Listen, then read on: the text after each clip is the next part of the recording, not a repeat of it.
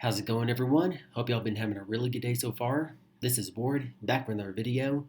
And in recent news, it looks like a new Splinter Cell sequel is reportedly in development. So go ahead and move it on with this article. It's going to start off saying that a mainline console and PC title for Ubisoft Splinter Cell series is in development, according to the Video Games Chronicle.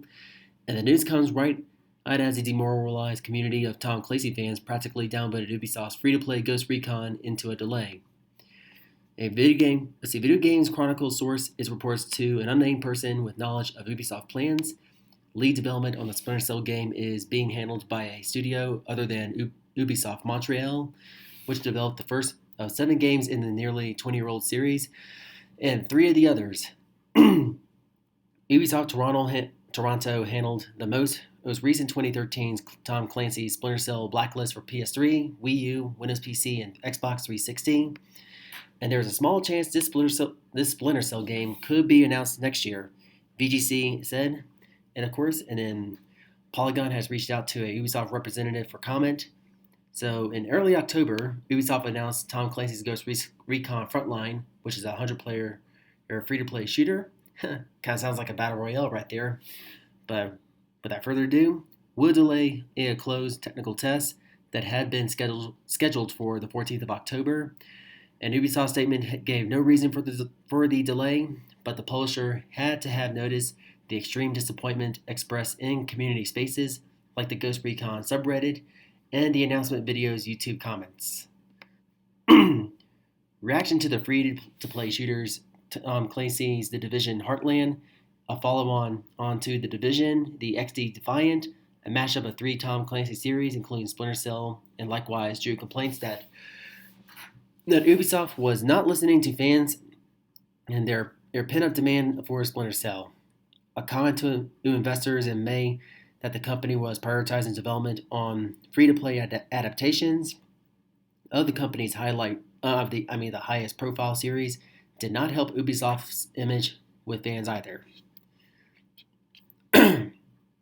Ghost Recon's most recent game, 2019 Breakpoint, was very poorly received by the Tom Clancy community, which felt it wasn't differentiated enough from the more action, less tactics-oriented The Division 2, which launched 7 months earlier. In the case of Breakpoint and Frontline, fans have expressed a disappointment that Ubisoft no longer seems interested in developing a single-player stealth action game with a linear narrative. And so the announcement in September 2020 that a Splinter Cell game was on the way, but for virtual reality systems, likewise panned by Splinter Cell loyalists before E3 2019, Ubisoft chief executive Yves Guillemot, if I pronounced that correctly, told IGN that the company had been holding off on reviving the Splinter Cell series until they had an idea for a uniquely different sequel. So in quotes, when you create a sequel, you have to make sure you will come with something that will be different enough from what you did there, as IGN heard from Guillemot. And he continues saying that the last time we did a Splinter Cell, we had lots of pressure from all the fans saying, do not change it, don't do this, don't do that, yada yada yada. and then he went on to say that at one point you will see something, but I cannot say more than that. And since 2013's Tom Clancy's Splinter Cell Blacklist series, protagonist Sam Fisher has been relegated to guest appearances and cameos in other Ubisoft games, including mobile strategy title Elite Squad, Ghost Recon Wildlands, and Rainbow Six Siege. So yeah, safe to say that's going to do it for this recent news of this possibilities of a Splinter Cell sequel coming out in the near future, more likely. But hey, only time will tell, and that's going to be it for today's video. And if you found it to be helpful and informative, be sure to drop a like as always, and subscribe for more content like this, and hit the bell to be notified when my next video is going to drop, and sign your thoughts and opinions in the comment section below and get a discussion going. And thank you so much for watching, and I'll catch you all in the next one.